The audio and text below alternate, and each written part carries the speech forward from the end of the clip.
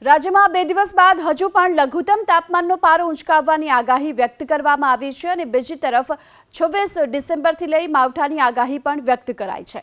જો કે હાલમાં ગુજરાત પર પૂર્વ તથા દક્ષિણ પૂર્વ દિશા તરફથી પવનો આવી રહ્યા છે અને બીજી તરફ અરબ સાગરથી ભેજ આવી રહ્યો છે, જેના કારણે રાજ્યમાં વરસાદની શક્યતા છે।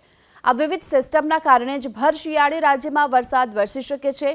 આગામી 26, 27 અને 28 ડિસેમ્બરના સૌરાષ્ટ્ર, કચ્છ, ઉત્તર ગુજરાત, પૂર્વ ગુજરાત અને દક્ષિણ ગુજરાતના કેટલાક ભાગોમાં વરસાદનું અનુમાન વ્યક્ત કરાયું। ગુજરાત પર હાલમાં વિવિધ સિસ્ટમ અસર કરવાની છે, જેના કારણે વાતાવરણમાં પલટો આવ્યો છે। અરબ સાગરમાં ટ્રફની રચના થઈ છે અને ઉપરાંત દક્ષિણ રાજસ્થાન પર એક ઇન્ડ્યુસ સાયક્લોનિક સર્ક્યુલેશન પણ સક્રિય બન્યું છે। સાથોસાથ વેસ્ટર્ન ડિસ્ટર્બન્સ કે જે ગુજરાતની આસપાસ અસર કરનાર છે।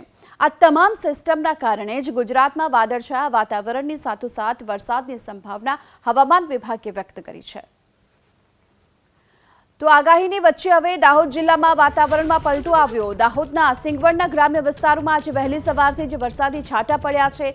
મચેલાઈ, કેશરપુર, ઢબુડી સહિતના વિસ્તારોમાં વરસાદથી ખેડૂતો ચિંતામાં મુકાયા છે।